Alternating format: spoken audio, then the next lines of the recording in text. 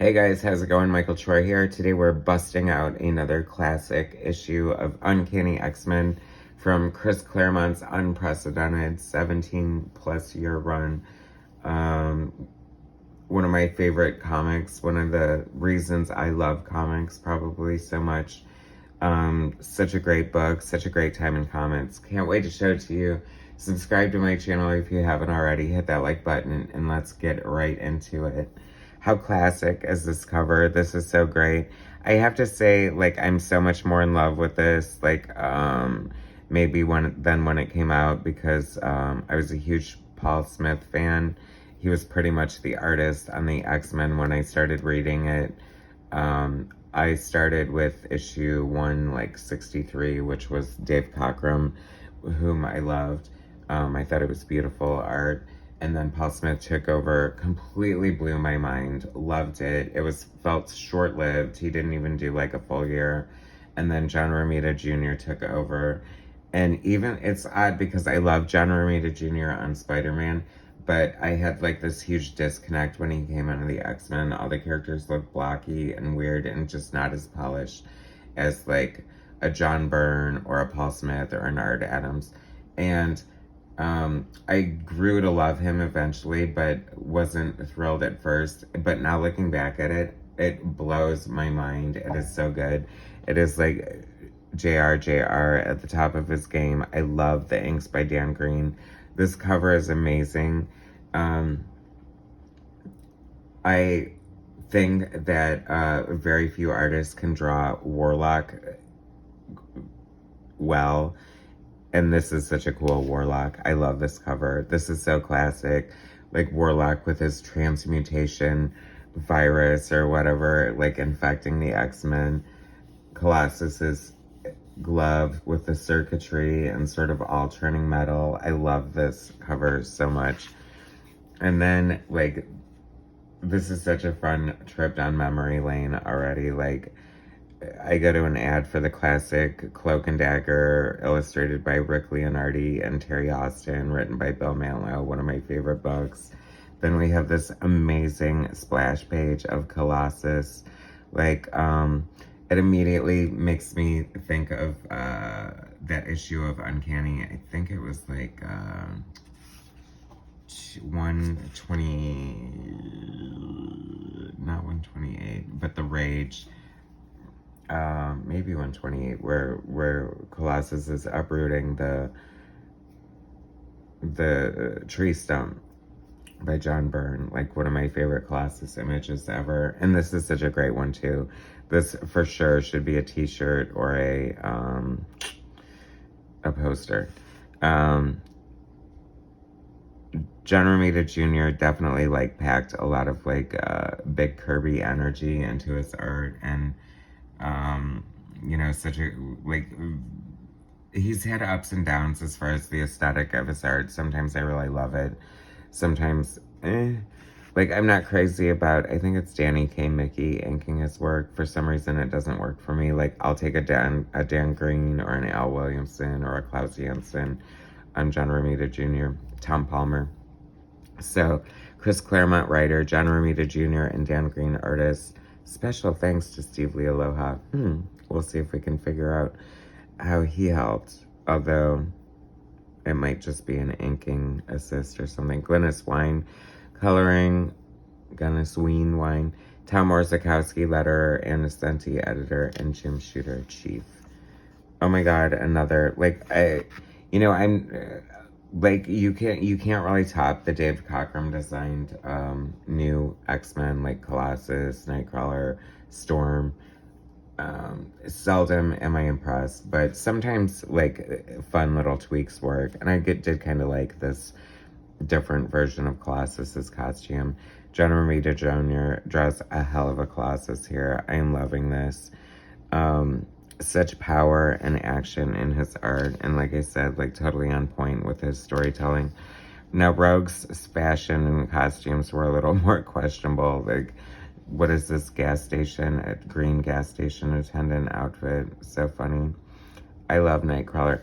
Like, just, like, I don't even have to read this to, like, have such joy, completely know what's going on, the strength of John Romita Jr.'s storytelling, and just, like, the greatness of what Chris Claremont, you know, they're not even fighting villains or whatever, and they're just sort of, like, but he's introducing us to the characters, showing us them using their powers, showing them interacting as a team, showing their vulnerabilities as human beings. I mean, we're on page 4, people, and this is like why you cannot just underestimate or look past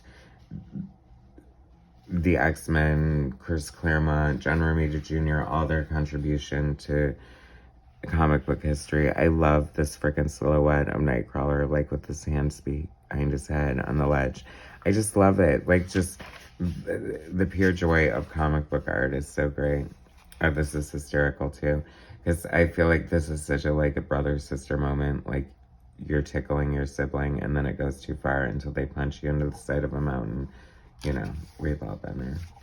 My sister Kelly would do that, wouldn't you, Kelly?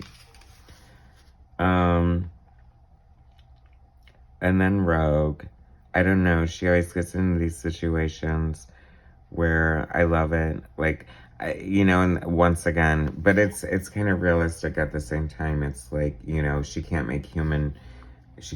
touch other people's flesh without the risk of absorbing their psyche and their powers, and possibly their life, absorbing Carol Danvers, like, which Chris Claremont also came up with, like, so, like, nuanced and layered, and just, like, here we are 40 years later still doing all this crap because of the imagination of Chris Claremont. Just legend. So anyway, Nightcrawler, like, says, oh, you know, kiss me or whatever, and she drops him in the water because she can't, and he totally deserved it. Fuzzy elf. Ach, dunce, how could I have been so stupid, unfeeling? Yeah, right. For real. Really. I mean, come on. A lot of great artistry here. Like, Dan Green is definitely one of the like, I never thought twice about him, and I think that's, like, one of the strengths of his inking is because he just sort of, like, is so complimentary to what the art might look like if it were just inked straight from pencils. Like, he's not adding a ton of his own flourishes. That's why he definitely works well with other artists. Like, I really liked him and Mark Silvestri together as well, which is kind of giving me Mark Silvestri vibes in some of this, just like some of the textures. I feel like I see that in Silvestri's art. It's funny because I really hated his version of Storm at the time. Like, I was just like, oh, like, I don't know, like, it just did not appeal to me, and it's just so much better now for some reason. Rocket Raccoon, my brother was totally into that, and I was like, I don't know,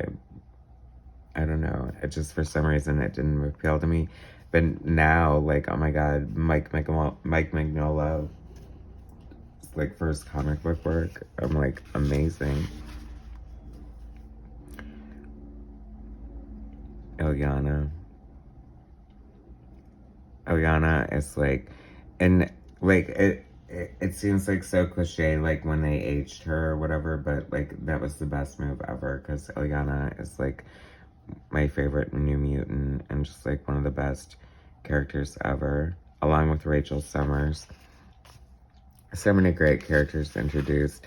I always wanted, like, a real, like, and maybe I kind of missed it, because God knows if they were going to rehash anything, they probably would have done it, but I would love to have, like, a Hounds series where it just totally, like, about Rachel's time and experience as a Hound. Like, I mean, that really shaped who she is as a character, but who knows where any of that is with continuity and Krakoa and people dying and everyone's been resurrected, and blah, blah, blah. They should go back to like 1989 or something and be like, just kidding, and like take over from there. Maybe even earlier. I love this so much. Like, this is such a great comic panel. And like, honestly, there's not much to it, but just the swoop of it and the storytelling is just like cool. And I just love the way her face sort of comes into view. And this is after the Wolverine and Kitty miniseries, and Kitty like chopped her hair. And that was a fun miniseries too. Such a great era for the X-Men. Oh my god, I see, this is like the beauty also of comic books. And you know, you're so engaged in the story, and we totally forgot about the cover and Warlock, and then oh, here we're coming to the Warlock scene. And it's so cool. I think that's Warlock's dad, Magus, right there. And that looks so cool. That is so like classic comic book art right there. And like, this is, okay, here's how you do like an amazing money shot and not sacrifice the story, the pacing, or the sheer, I mean, come on, this is ridiculous. Like, that could be a splash page right there, and then you have 5 panels on top of it, like completely telling the story. I mean, like, that's amazing. Like, where's the John Romita Jr.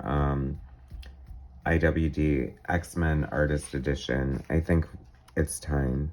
It's time, Scott Dunbier. It's time. I mean, this is beautiful. I would love to see this art. Like, obviously, it's suffering from the printing of the time, which, of course, is way more evident to me now as a reader, you know, especially with how spoiled we are by the amazing printing that most comic books are done today. Such a great costume. I mean, like I said, like nothing will compare to the Dave Cockrum designed.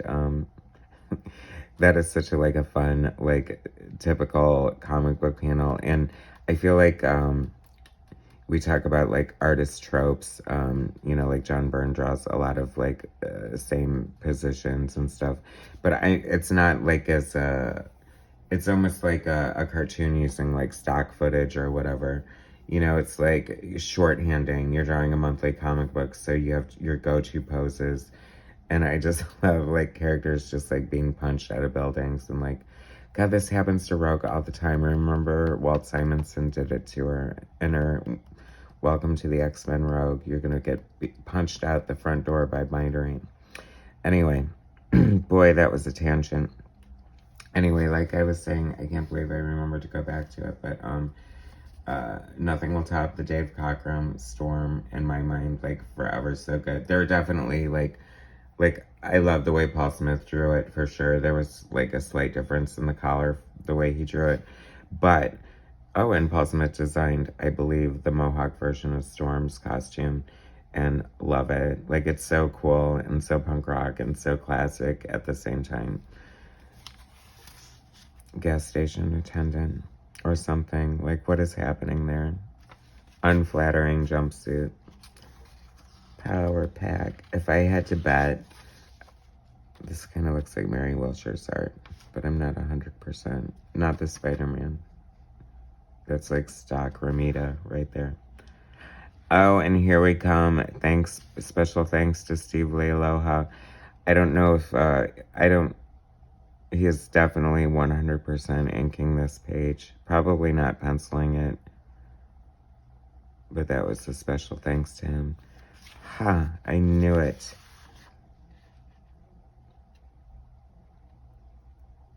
Because he drew the penciled in ink, those 3 issues of the New Mutants after Sienkiewicz left, and they were so beautiful. And that very well could be, yeah, I can definitely see Leialoha. That's his line work and his hatching, and he just finished off the book. And quite well indeed. I always remember being horrified when things like this happen. I was like, oh my God, poor Savior. Like, that seems so brutal. Claremont was so terrible to his characters, and another huge strength as a writer right there. Anyway, thanks so much for watching. Please subscribe to my channel, hit like, share my content, and I'll bring you some more soon. Thanks.